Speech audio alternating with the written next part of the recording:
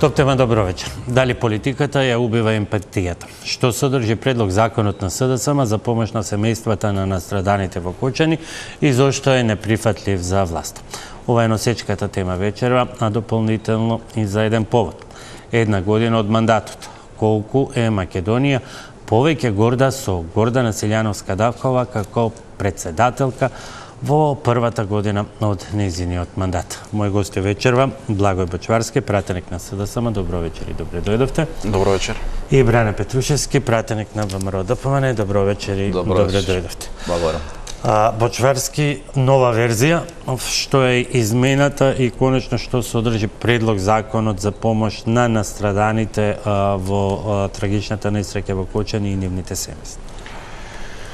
Најпред, уште еднаш сакам да изразам сочувство до сите семејства на настраданите, до повредените лица секако во оваа несреќа, која што навистина ја потресе цела држава и од тој аспект како политичка партија, одговорна политичка партија која што во моментот се наоѓа во опозиција, решивме дека треба да делуваме во насока на изготвување на законско решение со кое што ќе излеземе и ќе им помогнеме на граѓаните на кои што им е најпотребно во овој момент, без при тоа да се политизира оваа тема, односно решивме дека преку едно законско решение кое што ќе го изготвиме, ќе придонесеме да покажеме грижа пред се, солидарност према овие луѓе кои што навистина во својот живот се најдоа во еден тежок проблем на семејствата секако на настраданите и сметаме дека како сериозна политичка партија тоа е и начинот на кој што треба да делуваме, не со политизирање, не со препукување, туку со конкретни решенија со кои што ќе им помогнеме на граѓаните. И од тој аспект сметам дека е на време и е место да се дискутира овде за едно вакво законско решение кое што освен финансиската поддршка и помош секако ќе има овде и здравствена и социјална компонента. Финансиска помош, финансиска поддршка според степен на инвалидитет, здравствена поддршка, образовна, социјална, трудова поволност за родители на повредените лица, тоа се неколку Апсолутно, во делот на работните односи секако на оние родители кои што имаат заснован работен однос во приватна или во јавна установа, да можат да отсуствуваат од работно место во текот на наредните 24 месеци во одреден процент, за да можат секако да помогнат на своите деца или семејства кои што имаат повредени од оваа несреќа. И сметам дека ова е една добра основа, една добра база врз која што треба да направиме напори, да имаме консензус и да ја изгласаме заедно со сите парламентарни групи и со пратениците во собранието. Петрушевски, зошто практично и без да се прочита таков е впечатокот предлог законот на СДСМ, го одбивте со сите можни негативни квалификации што ги слушаме во однос на вашите коментари кон СДСМ? Па не би се сложил дека не сме го прочитали, затоа сме коментирале. И она што можам да го кажам и вечерва да го аргументирам низ оваа дебата е дека овој закон е делумно неприменлив, во некои членови неуставен, делумно влегува во коализија со сопствените одредби и делумно се преклопува со веќе постоечки права дефинирани во други закони, што имплицира на прва дека е напишан првенствено за политички маркетинг на СДСМ, а не како суштински правен инструмент за помош на настраданите. Дополнително, она што е спорно во законот е тоа што фаворизира настрадани од одредени настани, што може да доведе до дискриминација на жртви од други трагедии кои што не се опфатени со овој закон, што веќе го тангира и уставното начело за недискриминација и еднаквост пред законите на граѓаните. Меѓутоа, на овој начин се воспоставува еден опасен преседан, бидејќи заштитата и правата на граѓаните се базираат согласно овој закон на еден настан. Не се системски и не се универзални за заштита на жртви од несреќи или катастрофи на сите граѓани. Суштината е дека правиме опасен преседан за еден настан, а не системско решение кое што ќе им помогне на граѓаните и на сите идни евентуални несреќи доколку би се случи. И сега, доколку ми дозволите, јас би го аргументирал сето ова што го зборев. Во делот на делумната неприменливост, првенствено законот предвидува конкретни мерки, значи во членот 10 и во членот 11 за ова што вие го напоменавте за финансиски надомест за оштета за претрпена душевна болка, нематеријална штета, што е тотално во колизија со член 189 Закон за облигации, каде што судот одмерува и проценува нематеријална штета или душевна болка, а не законодавецот, што значи дека се навлегува и во судските ингеренции. Меѓутоа, она што е по суштински е тоа што нема јасна проценка на финансиските импликации и нема утврден извор за финансирање. Господинот Почварски бил министер и знае дека кога се носи одредено законско решение, задолжително мора да има финансиски импликации. Во ова предложено законско решение е само наведено дека има финансиски импликации, меѓутоа ниту ја има проценката, ниту има анализата, ниту го има изворот на финансирање во смисла на програма, ставка и како што впрочем знаеме. Да, од буџетот. Идеме понатаму. Што е спорно? Спорно е затоа што не е наведен изворот на финансирање и проценката на анализата, значи колку потенцијални корисници ќе има, затоа што согласно член 25 се проширува на уште 3, значи имаме, не знам, 130-140 луѓе, зборам за жртвите, потоа зборам за повредените, значи има основа како да се направи таа финансиска проценка и да биде дел од овој закон, што е облигација согласно деловник закон во Република Македонија. Законите не се поднесуваат паушално колку да се поднесат за да се излезе на прес, туку треба да бидат пропратени со соодветни анализи. Идемо понатаму. Дел од правата се дефинирани премногу нејасно и апстрактно. Значи, да речеме, право на стипендија. Каква стипендија? Постоечка стипендија согласно законите за основно средно образование, законот за високо образование, стипендија на домашен факултет, на странски факултет, на приватен, на јавен, потоа адаптација на домот. Што се подразбира, со какви критериуми, процедури, што значи тоа, никакво образложение во закон. Идеме понатаму. Оно што е исто многу битно и суштински важно, не се предвидени санкции за институциите што евентуално нема да постапат по овој закон или ќе постапат неажурно, затоа што се опфаќаат 5-6 сфери од живењето кои што се уредени со други закони и кој би бил правниот однос основ на тие институции да постапат или да не постапат и како ќе бидат казнети. Потоа одиме за колизијата внатрешна во законот, помеѓу членовите.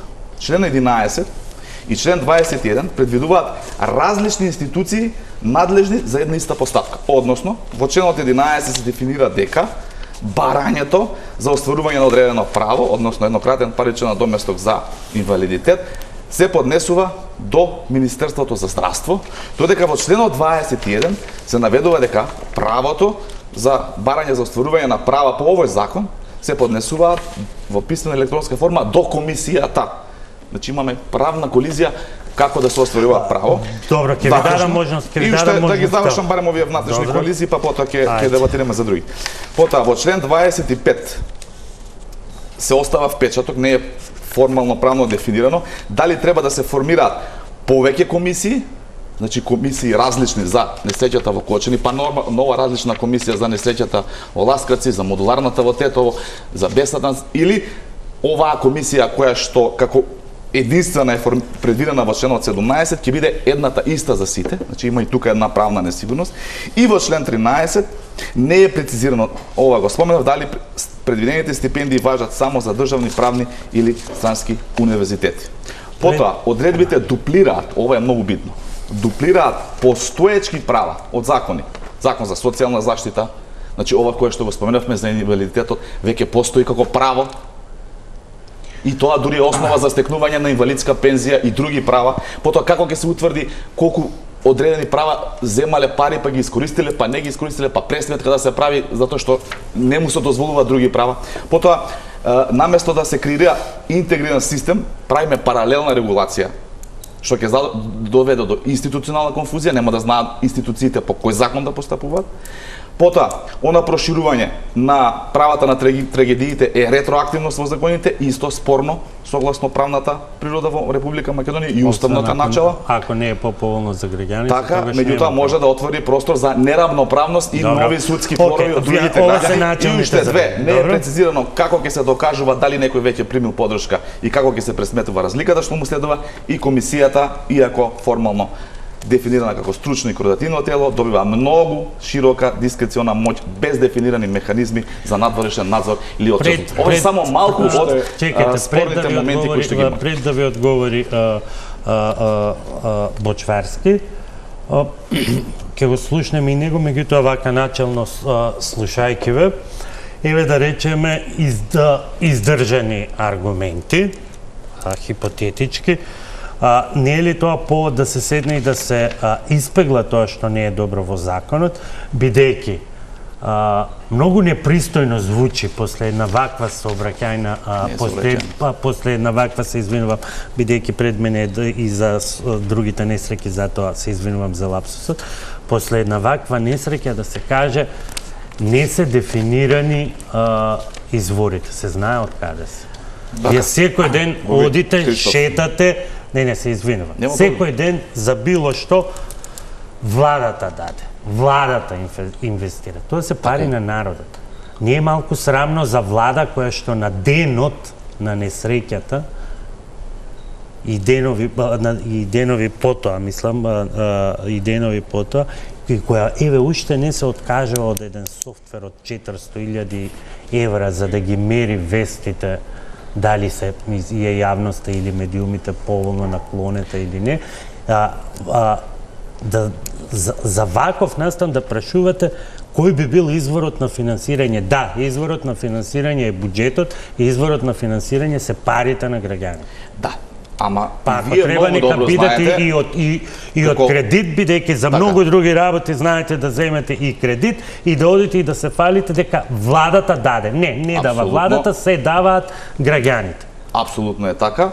И вие како искусен, етаблиран, докажан новинар кој што ги следи ревносно процесите во Република Македонија, знаете дека едно законско решение, согласно законските норми и деловникот во собранието, мора да ги задржи формите кои што се пропишани во тој деловник, за да може да биде спроведливо. Инаку вака ќе биде неспроведливо и ќе биде голо слово на хартија. Прво. Второ, и вие добро знаете, затоа што ги следите работите, дека владата најпрвен преку СОЗР обезбеди 30 милиони денари за лекување, транспорт и престој на две лица, иако во законот овдека е наведено едно лице од семејството, за лекување во странство, комплетно е финансирано од владата, и ова во законот е неприменливо затоа што веќе е спроведено од страна на владата, затоа што со одлука на влада се доделија овие средства, со одлука на влада се доделија еднократни средства. Исто така семејствата на починатите, иако финансискиот момент им е непријатно што го зборувам ова вака, меѓутоа бидејќи сум на дебата морам, ништо не може да го надомести, меѓутоа се исплатени во неколку транши 700.000 денари на семејствата на починатите, по 700.000 денари зборам на секое. И така во Црвениот крст на наменска сметка во Црвен крст се собрани 130 милиони денари, затоа што владата има таква можност и сите оние компании, фирми, работодавачи што дојда во владата сака да финансираат, беа насочени таму и затоа се собра толка вгорена средства. Исто, мислам дека ќе ме потврди и колегата Бочварски, и тие како функционери донираа во Црвен крст, ние како функционери дониравме, генерално граѓаните донираат, така што таа сметка дополнително се собрани средства. Исто така она кое што ќе го направиме во минатиот период, иако вие со подсмев го зборувате, делот за кредити и за финансирање на единиците на локална самоуправа, Кочани ќе добие многу повеќе, дупло повеќе средства, за разлика од она кое што беше планирано претходно, и нормално веќе се преговара и се потврдени странски инвестиции кои што ќе донесат нови работни места, за да направиме се што значи економски и социјален препород на Кочани. Меѓутоа, јас со емпатија можам да зборам овдека колку сакам, со жалење и со чувство, и тоа е во ред, и тоа е човечки. Меѓутоа, ние сме политичари избрани од граѓаните. Избрани за да носиме одлуки. Да. Тие одлуки мора да се базираат врз основа на закон и устав. Овој закон кој што го донеле, кој што го предложи СДСМ, е гол популизам, политичко глодарство и ништо повеќе од тоа. И затоа со сите овие аргументи кои што ги истакнав јавно, дека ова дебата нека се најде било кој друг да ги побие. Ако е тоа политичко глодарство, што е ова вашево арогантно одбивање воопшто да се седне, да се разговара за нешто што е, верувам многумина ќе се согласат, суштинска и насушна потреба во овој момент. Повторно ќе морам да ве демантирам. Ние на барање на СДСМ и на председателот на СДСМ овозможивме работни групи за кои што треба да седнат и да разговараат и од ВМРО-ДПМН и од СДСМ. За ова законско решение никогаш никој не побара дебата, како што вие рековте, туку беше веќе поднесено од страна на СДСМ. Јас како пратеник сум платен од граѓаните и сум должен да го изанализирам ова законско решение, да видам дали е применливо, да видам дали е уставно и да видам дали може да биде спроведено. Доколку ги исполнуваше тие критериуми, со задоволство ќе гласав за ова законско решение. Меѓутоа, со оглед на тоа што ова законско решение скоро во секој член има спорни моменти и е неспроведливо и е неуставно, јас сум должен тоа јавно да го изнесам и тука во вашата емисија, нормално и на собраниската говорница, и да седнеме и да разговараме за системски решенија кои што ќе значат помош на сите граѓани кои што се жртви било какви од несреќи, непогоди и така натаму, да разговараме за подобрување на постојните законски решенија. Ако зборуваме овдека за стипендии, да го отвориме законот за високо образование. Ако зборуваме за надоместок за инвалидитет, да го отвориме законот за социјална заштита. Ако зборуваме за здравствена заштита, да го отвориме законот за здравствена заштита и така да ги решиме системски нивните проблеми, а не вака да ги лажеме граѓаните на жртви на системот. Да, ама тоа е лажење на граѓаните и доведување во заблуда. И затоа е политичко. Сакам да истакнам дека после ова првично подолго излагање на колегата Петрушевски на вистина е веќе се јасно како ВМРО-ДПМН во суштина гледа на едни вакви големи трагедии со огромни размери, кои што навистина тешко е некој човек во државата да може да ја опише таа болка и таа тага и таа трагедија која што се случи во Кочани. И навистина после целото ова излагање можам да истакам дека искрено не очекував ваков пристап. Прво на одбивање на законот, а потоа и вакви аргументации кои што навистина не држат. Од прва до последна. Зошто го велам ова? Затоа што ова е политизирање на состојбите. Најпред членот 10. Каде е спорно во членот 10, каде што се вели дека семејството на секое лице кое го загубило животот како директна последица од несреќата има право на еднократен паричен надоместок за претрпена нематеријална штета во заграда душевна болка во висина од 80.000 евра во денарска противвредност. Сега ќе ви објаснам, затоа што согласно уставот и тоа е надлежност на судот. Пет точки анализиравте да одговори. И мислам дека после тоа објаснување на граѓаните ме јасно што прави. Запишете си, ќе му одговорите. Болката на граѓаните, иако се согласувам дека оваа трагедија и оваа болка многу во еден мал дел можеби ќе можеме да ја надоместиме со ова кое што го предлагаме, но навистина како одговорни политички чинители, како пратеници во собранието, наша должност и задача е да носиме, да предлагаме, да дебатираме за законски решенија кои што ќе го подобрат секојдневното живење, но и во вакви трагедии ќе излегуваме во пресрет на граѓаните.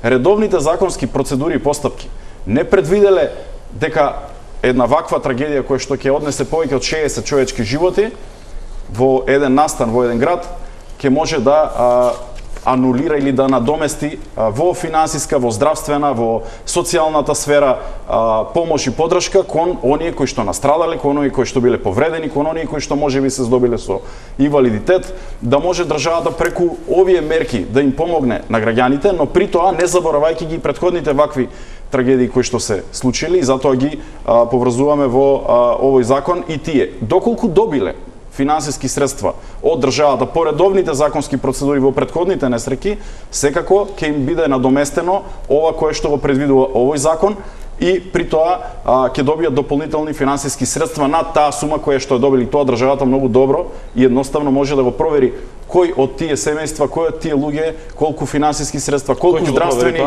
услуги добил Министерството за здравство, ако дало здравствена услуга кон одреден наш граѓанин во 2019 на пример. Или Министерството за финансии ако исплатило финансиски средства кон одреден граѓанин. Тоа може да се провери во софтверот на секоја една институција на Министерството кој што се во каде е во законот облигацијата на овие институции тоа да го проверат. Го има во законот тоа дека ќе се надополнат финансиските средства над таа сума која што ја добиле до оваа сума која што е предвидена овде. Значи ќе биде дополната финансиската средства. Кој ќе го утврди тоа? Комисија која што ќе биде формирана. Второ прашање, велите колку се буџетските средства. Во законот пишува дека средствата ќе се обезбедат од буџетот на државата. Тоа значи дека е наведено од каде ќе бидат потрошени. Ќе го најдеме во самиот текст. Го пишува. Значи ќе бидат обезбедени од буџетот. На почетокот пишува дека законот повлекува финансиски средства, како што нормално при секој законско решение поднесуваме дека во некои закони не бараат дополнителни финансиски средства и тоа се наведува во секој законско решение. Овде пишува дека ќе повлече дополнителни финансиски средства. Прашањето колкави ќе бидат тие во маса на пари финансиски средства, во овој момент не може да утврди еден пратеник или една пратеничка група или сите пратеници заедно, туку во законот е наведено дека семејствата ќе имаат простор во рок од 3 месеци од донесувањето на законот да поднесат барање со цел да биде евидентирано и стручна комисија да го разгледа доколку се работи за здравствен аспект, здравствена комисија, социјален аспект и така натаму, за да одговори и при тоа ќе се формулира колкави ќе бидат финансиските средства, при тоа имајќи предвид дека во тој момент и ќе се знае колку граѓани ќе поднесат барање, колкави ќе бидат барањата и секако согласно овој закон колку ќе биде масата на пари која ќе ја зафати буџетот. Секако во наредниот период очекуваме дека ќе се прави ребаланс на буџетот кој што е веќе најавен и е добра прилика веднаш ова законско решение да биде прифатено, при тоа да се инкорпорира во ребалансот на буџетот и да се обезбедат овие финансиски средства. Навистина сметам дека е непримерно на една ваква дебата да се расправаме дали треба да донесеме закон во собранието со кој што ќе помогнеме на одредена јас би рекол веќе ова е категорија на граѓани со еден ваков случај кој што ни се случи пред неколку месеци, за да можеме да во еден мал дел им помогнеме на луѓето. Дали имате одредени забелешки? Апсолутно стоиме отворени да го подобриме законското решение. Доколку имате, можеме да дискутираме, може со амандманска расправа да се дополни законот и да го веројатно и подобриме со цел да помогнеме на остануваме отворени во насока на поддршка од сите пратенички групи и очекувам дека ова не треба да има никаква дилема дали ќе се изгласа или не во собранието. Добро, кога вие дојдовте до заклучок како Благој Бочварски дека не треба да се разговара за едно вакво решение дали да се прифати или не од аспект на жртвите, затоа што колку што се сеќавам, вие во февруари 2019 кога се случи автобуската несреќа кај село Ласкарци, бевте градоначалник и потпредседател на СДСМ. Коригирате ме ако грешам. Во септември 2021 година, кога се случи пожарот во модуларната болница во Тетово, вие бевте министер за транспорт и врски во владата. Исто така и на 23 ноември 2021 година, кога се случи несреќата автобуска во Република Бугарија, исто така бевте министер за транспорт и врски, тогаш погинаа 45 луѓе, во пожарот во модуларната болница во Тетово изгореа 14 луѓе, во автобуската несреќа кај село Ласкарци загинаа 13 луѓе. Вие тогаш бевте дел на власта. Тоа ви пречи сега да го прифатите законот? Не, само да ја доискажам тезата. Значи, кога вас текна ова и зошто на вас ви пречи како пратеник денеска во мнозинството да гласате за сите овие несреќи кои што ми дозволите да ви објаснам, нели? Значи вие зошто тогаш како министер не иницииравте поднесување на еден закон со кој што ќе им помогнете на сите овие граѓани? Туку сега тоа го правите. Што ми е суштината? Да не правиме политизација на нема политизација на овие несреќи. Ова е политизација, да помогнеме на луѓето и во тие несреќи, и во оваа несреќа. Поени врз туѓата несреќа, затоа што нема среќа врз основна туѓа несреќа. Сега да ви бидејќи вие сега сте се просветлиле, а не кога требало, да ви објаснам за ова кое што го зборевте, а не одговоривте на ниту една моја забелешка. Кога се поднесува закон, тоа е пропишана форма во деловникот. Пишува проценка на финансиските средства потребни за спроведување на законот и начинот на нивно обезбедување, како и податоци за тоа дали спроведувањето на законот повлекува материјални обврски. Значи, маст велата американците. Мора да има финансиска проценка и мора да има начин на обезбедување. Вие тоа не сте го направиле. Коригирате го, дозволете. Коригирате го, за да можеме да разговараме. Одиме понатаму. Коригирате го, затоа што не може да се начин на обезбедување буджет на Република Северна Македонија. Точка. Не си ја подценувате функцијата која што сте извршувале и многу добро знаете како се финансираат закони. Овој закон треба јасно и гласно да кажете на граѓаните дека не го прифаќате, но аргументите да ви објаснам, јас кажам дека се смешни, навистина. И Вака е проценат јавноста и експертите. Одиме понатаму. Членот 10. Вака сега, вели. Да не го читам целото, вели, има право, само дозволете, има право на еднократен паричен намос за претрпена нематеријална штета, душевна болка. Од 80.000 евра. Зошто? Ама дозволете го своје, немојски дозволете. Сега ме манипулирате, не ве оставам да манипулирате. Што манипулирам? Прочитате го целиот член од почеток, како од средината ја читате. Еве, за да губиме време, ќе го прочитам целиот. Семејството на секое лице кое го загубило животот, како директна последица од несреќата, има право на еднократен паричен надоместок за претрпена нематеријална штета, душевна болка во висина од 80.000 евра во денарска противвредност сметано според средниот курс на Народна банка на Република Македонија. Претрпена нематеријална штета утврдува суд, не законодавец. Прво и основно. Второ, уставно начало на жалба има ускратено. Зошто вие како пратеник сте утврдиле дека човечкиот живот вреди 80.000 евра, а не повеќе? И како ќе може некој граѓанин кој што претрпел поголема душевна болка да се жали и да добие поголема цифра? Затоа ви велам дека е неуставно, затоа што тоа го утврдува судот и тоа е пропишано и во уставот и е пропишано во членот 189 од Законот за облигациони односи. Вака ова ќе ви падне, ова ќе го бутне на уставен суд некој жртва од други несреќи која што нема да има право да го искористи ова. Само малку, може едно прашање. Во секое време, затоа сум тука. Што е побитно? Што е битно да бидат судските уставни законите? Не. Суштината или формата? Ние дојдовме од овакви анализи, почитувам Боби Христов, дојдовме во дали е суштината или формата, бидејќи такви закони за спроведување на предложениот закон се потребни дополнителни финансиски средства од буџетот на Република Северна Македонија. Имате на тон.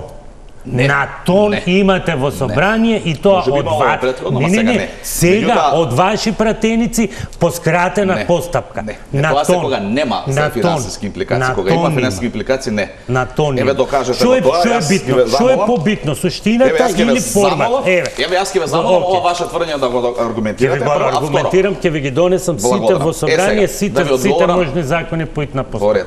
Вие тука зборувате за... Ќе ми дозволите да ви одговорам за суштината или за формата? Многу бирократски, сурово, нечувствително за форма.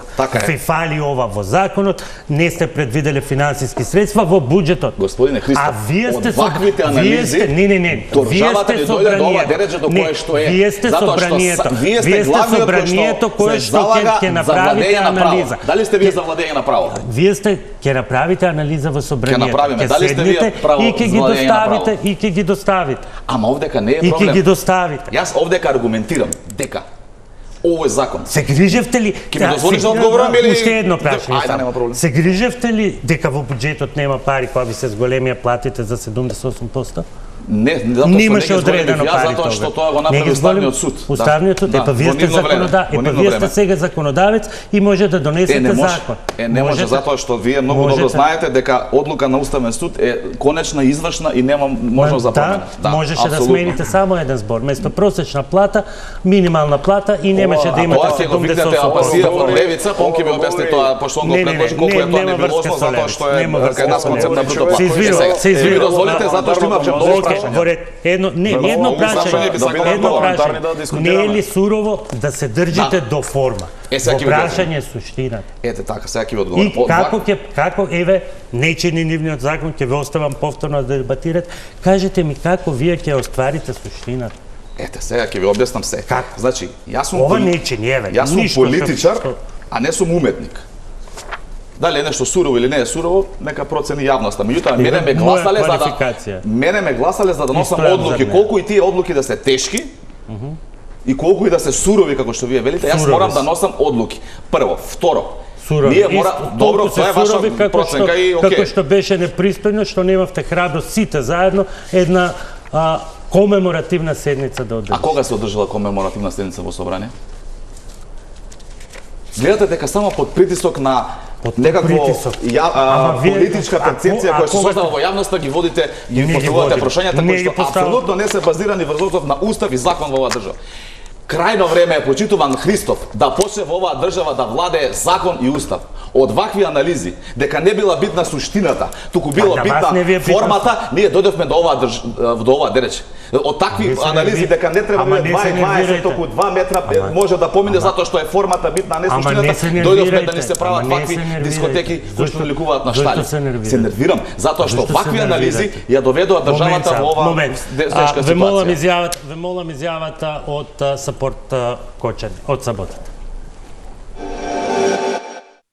Љубомир, да ни кажеш зошто ја на повисоко ниво еве ја покренувате кампањата за повредените во дискотеката. Инаку вие бевте и дел, тоест бевте токму во пожарот во дискотеката во Кочани. Сакам да кажам дека нашето работење е активно зголемено во последните денови. Сметаме дека се уште ќе бидат потребни донации, дека дел од јавноста се уште не е ни свесна за сериозноста на проблемот и повредите на кои што се изложени повредените. Процесот кај нив за поравување ќе биде долг, кај некој дури ќе трае до 1 до 2 години. Исто така тој процес ќе биде макотрпен и доста скап. Ракавиците кои што Колку еве семејства имат побарано деца, имат побарано помош и во каква помош бараат од вас? Конкретно за компресивната облека, која што ние сега моментално примарна цел да успееме да обезбедиме, не се имат јавено околу 60 до 70 лица на кои што им е неопходна, што помага за избледување, за оправување и за санирање на изгорениците, во зависност од степенот и колку време ќе биде потребно. Конкретно тие се доста скапи, пример една ракавица кошта 700.000 евра, зависно од лицето. Тие се прават по димензии, зависно на кое лице што им е потребно. Пример доваѓаат доктори или лица од други градови, од други земји, кои што земаат соодветна мерка и според тоа прават за секој лице посебна облека. Колку, рековме, лица бараат од повредените вакви силиконски ракавици, исто така и помагала, бидејќи дел од повредените имат и ампутации? Бројот не го знаеме за точно, но знаеме дека е над 70.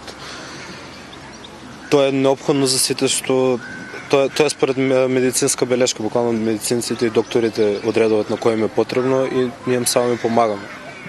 Бојан, од вчера почна герила акција, имавме една таква во Скопје, кој што еден млад човек го сврти вниманието повторно за Кочани. Дали ова е дел од Сапорт Кочани, дали ова вие го поддржувате? Самата иницијатива беше на изведувачот на акцијата Мартин Кировски, кој што успеа, да кажем, да привлече внимание повторно кон Кочани, за да повторно се вратат донациите, бидејќи во последен период тие полека опајаат. И тоа му беше една акција, иницијатива, фактички повторно да го привлече вниманието, повторно се обрне внимание на Кочани. И ние како Сапорт Кочани ќе ги поддржуваме сите акции кои што се за доброто за Кочани. Мислиме дека оваа акција беше за добро за Кочани, затоа ја поддржуваме. Во моментов донациите ви се исто така насочени кон општата болница во Кочани, каде што на рехабилитација се повеќе повредени млади луѓе. Веќе имате обезбедено неколку донации и во која насока ќе следат наредните идните донации? Како што рековте, имаме обезбедено дел. Последно беше хиперболичната комора, која што е со поголема оксидација и ќе помага за прочистување на дишните паштишта, исто така и за санирање на дел од повредите и изгорениците. Во болницата, искрено кај нас, стањето не е најсјајно. Има доста работи кои што не достигаат. Сметаме дека треба да се обрне внимание доста на тоа и да има и таму насочено донации. Има потреба од некои завои, креми и слични реквизити кои што ќе придонесат побрзо оправување на повредените. и сметаме дека ќе бидат потребни доста донации, така да кој што е спремен да донира за болницата може да ни се обрати и да и насочиме правци како може да помогнеме и да допринесеме што повеќе. Имате обезбедено 100 кревети, што друго е потребно во болницата во Кочани да се реновира? Рековте дека не се соодветни добри условите. Па мислам дека таму треба да има здраво реновирање, да кажеме. Исто така вецењата се во доста лошо стање, собите не се перфектни. Треба од наједноставни па до најкомплицирани работи. Сметам дека тоа треба некој постручен да го каже од мене, ама треба да се најдат донатори кои што ќе бидат спремни да подкренат болницата на малку подобро ниво. Ради тоа што процесот ќе биде уште 1-2 години, сметам дека тие дечки, тие повредени лица заслужуваат да имат макар основни и малку подобри услови за лекување, ради тоа што сериозноста на проблемот е преголема. Петручевски, ќе мораме на реклами, ќе ве оставам да издебатирате, да го заокружиме овој дел. Но овие луѓе и овие извонредни деца волонтери покажуваат едно. Овие луѓе имаат мака. Кој и како ќе им помогне? Тоа е прашање. Апсолутно. Тоа е тоа што ве прашав. И за поздрав е ваквите луѓе кои што се ама каде е државата? Ние зборуваме за државата. Сега ќе ви кажам каде е државата. За вас, народните избраници. Ќе ми дозволите ли затоа што веќе 10 минути не ми дозволувате да одговорам на едно ваше прашање, а цело време поставувате прашање. Зборувате надвор од темата. Боби Христов. За повредените државата обезбеди лекување во странство, транспорт во странство, транспорт на 2 родители во странство. Вратени се и им треба полека дозволете ми да ви, затоа што вие рековте каде е државата. Јас се велам државата имаше промптна реакција и затоа имаме не е спорно е. Добро, супер што не е спорно. Одиме понатаму. Сега не завршува таму, зборуваме од денеска натаму проблеми со кои што ќе се соочуваат млади луѓе со години со години. Сите проблеми со кои што ќе се соочуваат млади луѓе ќе бидат помогнати од државата. Државата е во фаза на подготовка на нов комплетно проект кој што ќе направи одел специјализиран за овие личности кои што се повредени, на кои што ќе им треба долготрајна нега во соодветна здравствена институција. Ниту еден граѓанин нема да биде заборавен од оваа влада. Ова не е како минатата влада, за која што не се седјаваат кога се случуваат луѓе живи и горе. Сите ќе бидат згрижени и ќе бидат помогнати. Ова уште еднаш покажува дека се гледа единствено на формата на законското решение. Суштината апсолутно е занемарена, луѓето апсолутно се неважни и оние кои што загубиле човек во семејството и оние кои што имаат повреден човек во семејството. Што направите вие за модуларната болница во Кечо? Што денеска го предлагаме, треба со аргументи да објасните зошто не го прифаќате. Немате кредибилитет вие да говорите. Ова не прифатлив пристап. Ова не прифатлив пристап за граѓаните. Ова е срамота која што го правите и со кое што се служите. Не може и не сме собранието да дозволи да не излезе во пресред на потребите на граѓаните во еден ваков момент. Зошто вие дозволивте во 21 да се случи? Ве молам една реченица, оставете ме да одговорам на едно прашање. Вие немате вашиот пауза, мораме прва пауза за реклами, а потоа Бочварски ќе одговорите.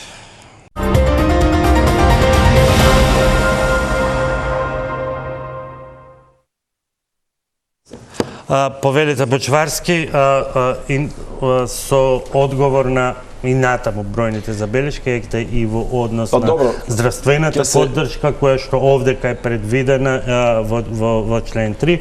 Петручевски вели ќе се прави центар и така натаму. Одел.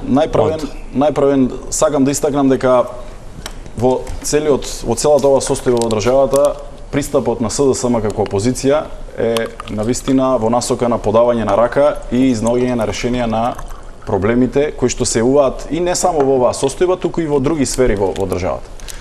Во однос на ова прашање, еве како пратеници излегувавме со конкретно законско решение. Го дискутираме, бараме дебата во собранието, бараме во таа дебата доколку има добри позитивни аргументи да го подобриме законското решение, без разлика од која политичка партија тие би дошле. И доколку има такви аргументи да го подобриме овој закон, да им помогнеме на луѓето во целата оваа трагедија и несреќа во која што се нашле. СДСМ после оваа трагедија, председателот Венко Филипче побара лидерска средба, повторно уште еден начин на подавање на рака во време во кое што државата, граѓаните и времето бара политичките елити, лидери на политичките партии да седнат, да разговараат за изнаоѓање на решение, промена на законска легислатива, усогласување можеби со европското законодавство, час поскоро за градење на тој систем кој што го бараат граѓаните. И тоа повторно ќе кажам дојде од СДСМ. Што гледаме од другата страна од ВМРО ДПМН денеска? Првиот закон кој што го поднесовме по однос на ова прашање беше дочекан на ѓон, со навреди, со критики и повторно ќе кажам, без дебата за суштината, туку се гледа формата. Дали овој член можел да се подобри, дајте предлог на измена на член 10, да речеме, или член 21 во законот, ќе го разгледаме заедно, ќе го издискутираме. Легитимно право е на секој пратеник, на секоја политичка партија или на пратеничка група да поднесува закони. Ние сметаме дека во ова време е момент да се поднесе закон, при тоа не ставајќи ги на страна и претходните несреќи кои што се случиле. Аргументите од она кое што го слушна вечерва, дека не било наведено од каде ќе бидат обезбедени средствата, не држат, бидејќи стои во законот дека ќе бидат обезбедени од буџетот и нормално и треба и мора да бидат обезбедени од буџетот. Ќе има граѓани во текот на наредните месеци, можеби и години, на кои што ќе им биде потребна повторно медицинска поддршка, помош можеби во државата, можеби надвор од неа, и државата преку ова законско решение директно ги таргетира и може да ќе мора секако да им помогне на тие граѓани. Второ, доколку има некој кој што настрадал во оваа несреќа, треба да се подобри неговото живеалиште, да се приспособи доколку има одреден инвалидитет, и тоа не е во ниту еден друг закон опишано, бидејќи ваква несреќа или ваква трагедија од вакви размери можеби законодавецот не предвидел пред 15 или 20 години. И сметаме дека е легитимно и навистина потребно во вакво време да дискутираме, да бидеме на висина на задачата како граѓани пред се, а потоа и како пратеници во овој момент, дали се од власта или од опозицијата, да подадеме рака, не дали вие ќе подадете рака на СДСМ, не мора да ја подавате, да ја подадеме раката кон граѓаните.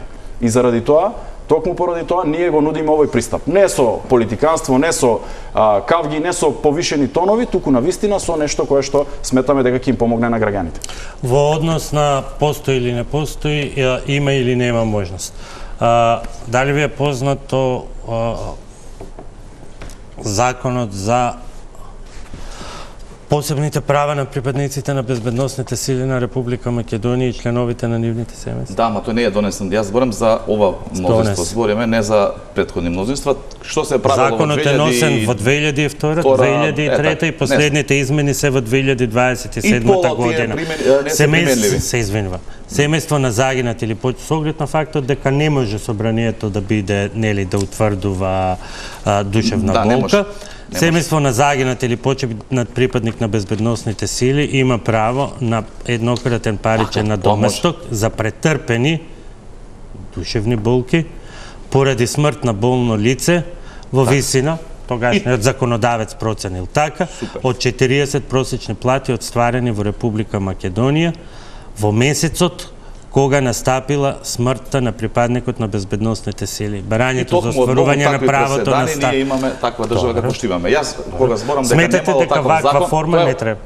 Не, законот постои и може да го најдете и на официјалната страна на Министерството за труд. Сега, ми дозволиш вечерва јас нешто да кажам или цело време ќе ме прекинуваш?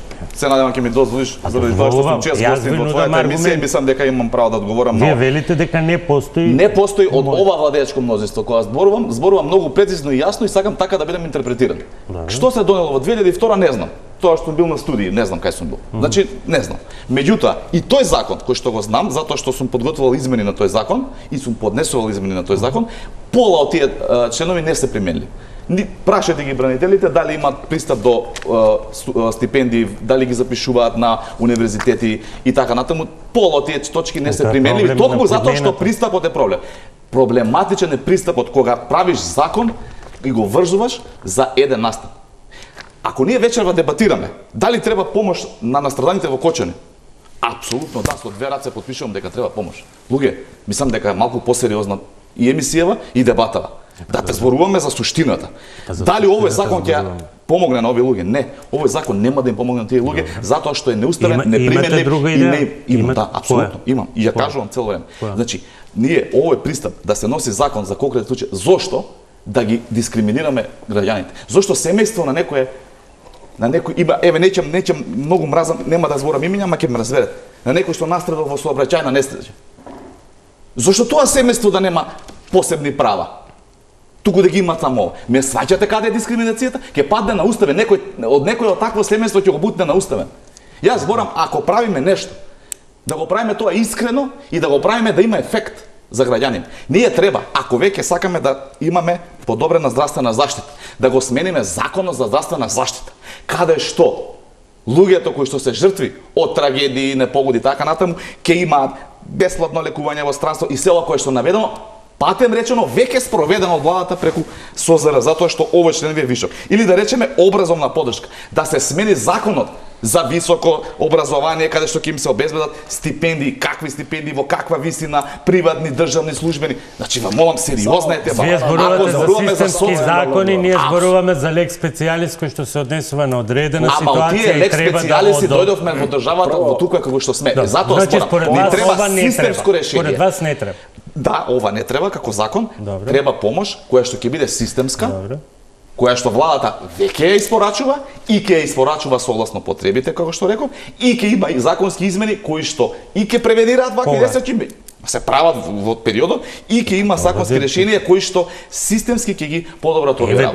Прво само една корекција, значи здравствената заштита на луѓето или она кое што е наведено во овој закон, за ова збориме закон. За овој закон.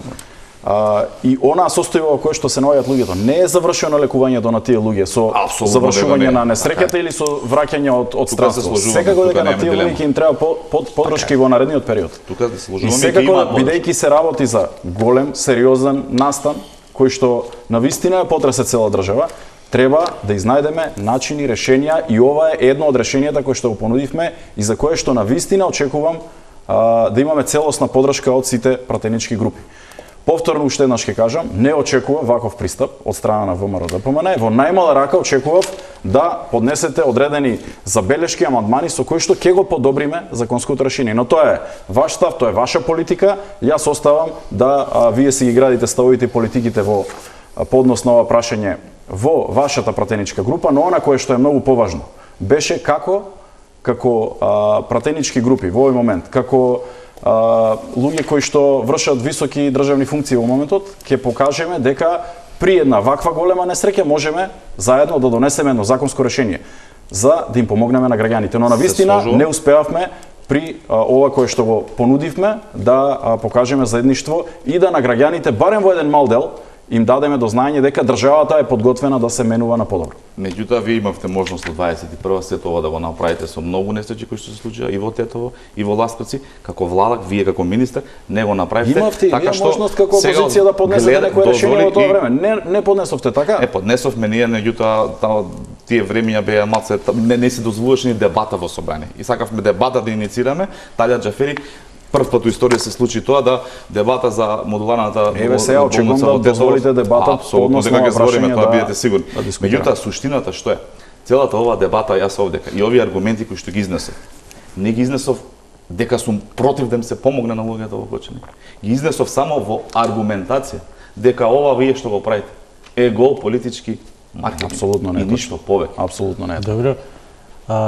Кој е начинот да се понудат решенија кои ќе одговорат на ситуацијата, кои ќе испочитуваат постојни закони кои што одговориле на одредени слични, идентични можеби ситуации во минатото и кои што реално ќе одговори на потребите кои што се поголеми и поголеми. Неспорно е дека сите трошоци на семејствата за лекување во странство беа покриени, но неспорен е и фактот дека сите средства префрлени директно кај семејствата се од Црвениот крст.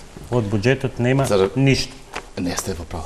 Не сте во право, владата носи одлуки. Црвениот крст е само отвори наменска сметка која што ја користат сите институции затоа што така беше искоординирано најдобро затоа што и општините носеа одлуки на совети за да помогне на Гочани, многу фирми донира, функционери многу донира и сето тоа беше насочено директно на таа наменска сметка затоа што така беше најпрактично и така беше искоординирано и на крај крајва затоа постои Црвениот крст за да не иде директно се од буџет. И мислам дека како решение бе најсоодветно. Во тој момент така одлучиле, можеби можело и на друг начин, меѓутоа тој момент суштината е дека парите стигаат и се уште ќе стигаат до семејствата на оние кои што ми е потребно. Она кое што е факт и кое што не се случило до сега и не може така да го занемариме фактот и да речеме дека да, факт е дека сите семејства се згрижени во странство и дека ми пружена здравствена заштита. Така не било до сега, Боби. Така не било до ниту една несреќа која што се случила до сега. Не било така. Прв пат државата промптно реагира при една ваква несреќа. Така не било до сега. Не било ни од аспект на она кое што го направи МВР. Претходно немаше една кривична прижава за ниту една несреќа. Сега имаше промптна реакција, две кривични пријави на МВР. Да не ја истрагата, да ја оставиме истрагата. А можеме да ја фатиме истрагата, нема проблем. Сакам да ви кажам дека институциите за разлика од порано промптно реагираат. Клучно прашање нема одговорено МВР досега, се уште чекаме, се уште се води истрага да го трнеме тој дел на вие да барате одговор од МВР, ве молам. Прво не е така, еминентен новинар знае дека истрагата ја води јавното обвинителство, не МВР. Не е точно.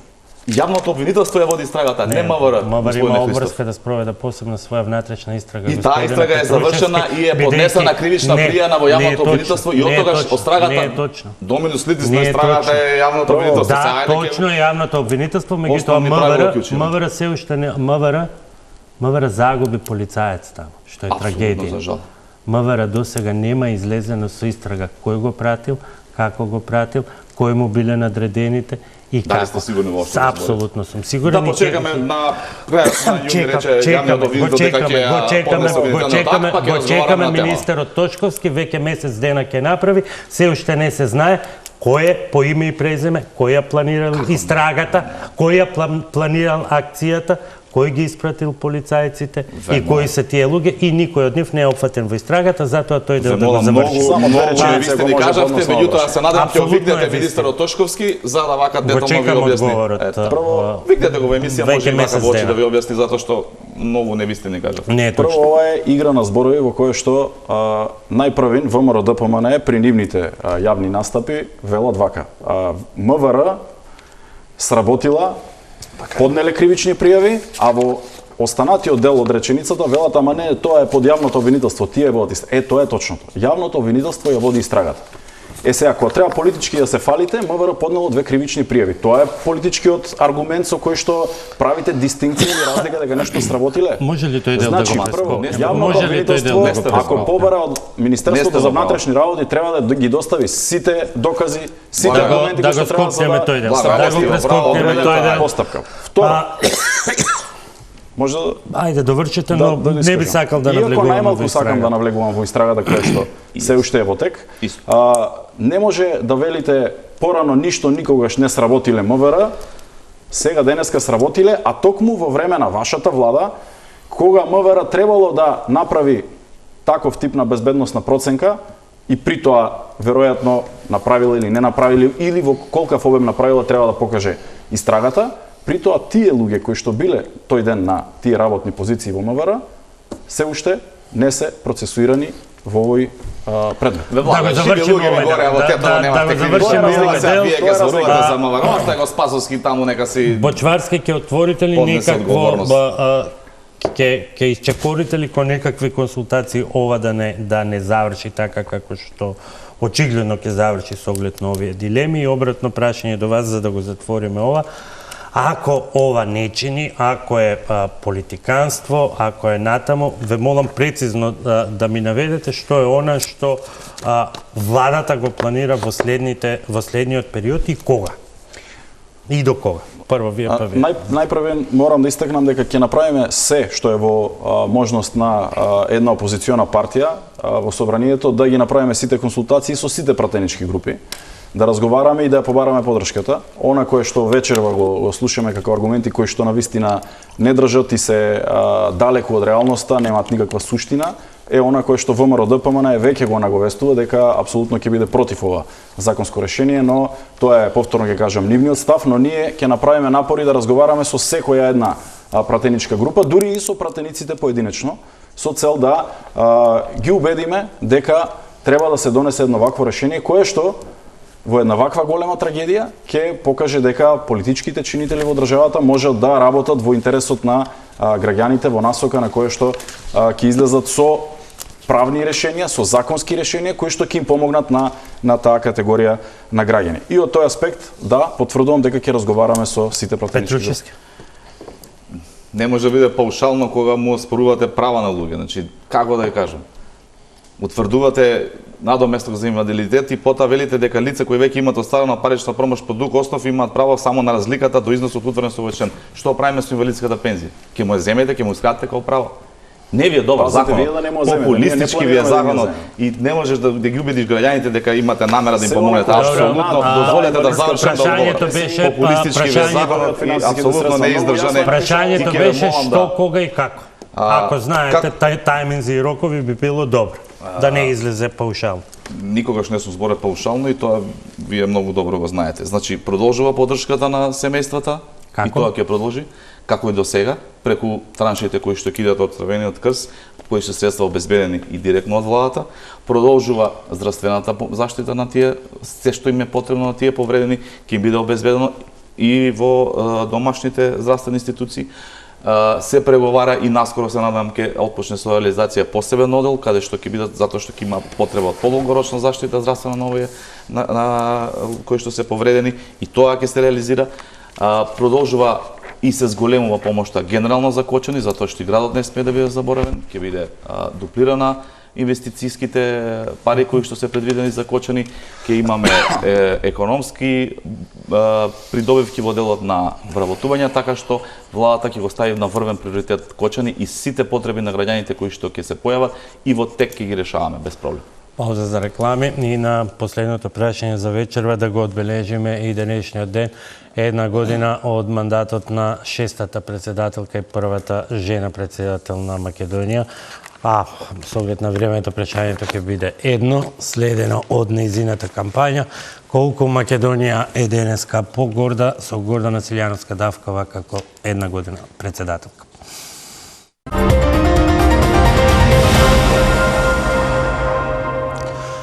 Една година навршува денеска од инаугурацијата на председателката Гордана Силјановска-Давкова и повторно ќе почнам со опозицијата. Бочварски по една година, ако го следиме изборниот слоган Македонија повторно горда, колку е погорда Македонија со Гордана Силјановска-Давкова една година на председателската функција. Па добро, ако се земе во предвид дека за една година навистина на прстите од едната рака може да се пребројат оние протоколарни средби посети на председателката, навистина мислам дека како председател на држава и сметам дека требаше да биде лидер на државата кој што ќе ги отвора вратите таму каде што ќе биде тешко, да биде прва која што ќе пристапи, например еве кон Брисел, Европската унија, да продолжиме кон тој европски пат, европските вредности и така натаму, да биде еден балансер во општеството, да го гради ова мултикултурно и мултиетничко општество, но сепак сметам дека покажа слаб перформанс и навистина и од оваа прва година може и да се наговести како ќе продолжи понатаму мандатот, може да се направи секако и паралела како се водеше политиката на претходниот председател или на претходните председатели кои што навистина во дадени политички времиња, моменти знаеја да бидат моторот на државата и да ја поведат државата напред. Токму поради тоа сметам дека ова беше една слаба година на председателот на државата и во наредниот период треба да се коригира во таа насока и да продолжи да ја води државата посебно кон стратешките цели. Едната е веќе остварена, кон втората тоа е Европската унија. Петрушевски, една протоколарна посета на Италија, ќе ја има веројатно сега повторно, тоа е за Свети Кирил и Методи, освен ако распоредот не е поинаков некој друг да отиде. Билатерална работна посета се извинува на Србија, официјална државна посета на Азербејџан и учество на самит во Софија. Тоа е учинокот на Гордана Силјановска-Давкова, која по устав и закон ја представува државата во меѓународните односи и така натаму. Колку сте по една година горди со председателката Гордана Силјановска-Давкова како председател?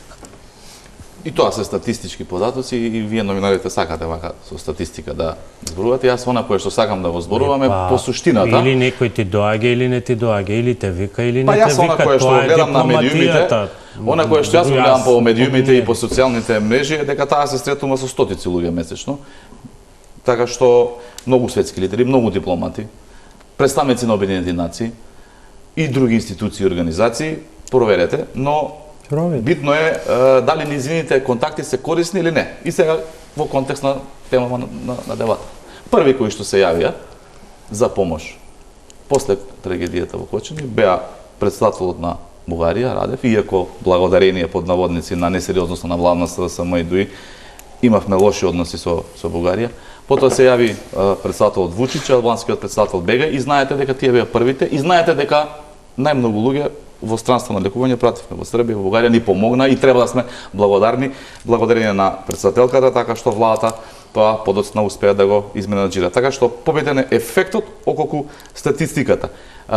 Мене ми е прави горд што Гордана Силјановска-Давкова е различна од сите досегашни председатели. Не знам колку знаете, не сака да се експонира, меѓутоа таа беше веднаш неколку дена после ги посети дел од семејствата на повредените во Кочани, не сакаше тоа јавно да се експонира, затоа што мислам дека треба да биде председателка кога е најпотребно и да е тука помеѓу граѓаните.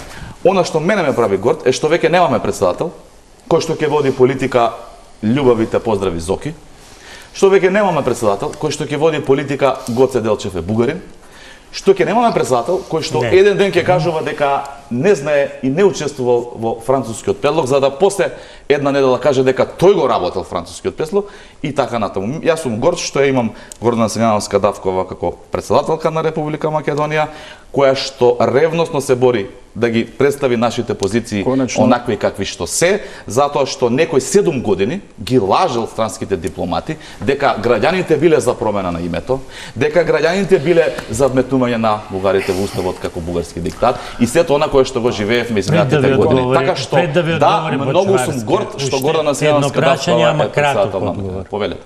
Уште колку време за 14 дена како парламент, како пратеници, и вие ќе наполните една година од конституирањето, кажете ми искрено вака, уште колку време ќе ви треба да почнете да броите што вие сте направиле, а не што тие не направиле, бидејќи тие се таму кај што Господине Христо, вашето прашање беше дали сме погорди од порано. Јас ви направив паралела дека сум погорд. Ако треба да ви зборувам што сме направиле за овие година дена, ќе ми дозволите уште една емисија да ви кажам дека пензионерите зимаат 5000 денари поголема пензија, дека во образованието се зголемија платите за 15%, дека во здравството се зголемија платите за 15%, дека имаме 2 повици на влада за финансирање за друга емисија. Да ги извадите розевите очила. Конечно имаме председател кој што за прв пат можеби во историјата на независна Македонија беше пречекан без македонско знаме.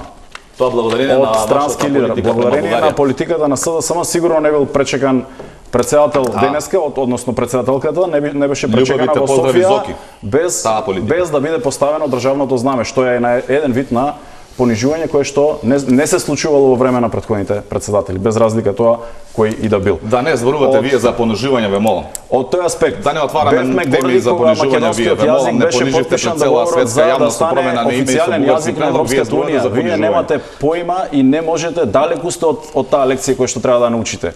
Дека македонскиот јазик денеска стои со сите 27 земји членки јазиците во Брисел, заедно со нивните јазици. Заедно со јазиците на 27 земји членки стои македонскиот јазик. Признат, подпишан договорот Фронтекс, без никаков дијалект. Тоа вие не можете да го обезбедите како ВМРО да помане. Тоа е изјава на бугарската држава, ве молам. Сакате да ви ја цитирам, официјално си официјално. Ама официјално се пишува дека македонскиот јазик е бугарски дијалект, тоа го велат бугарите. Друго прашање.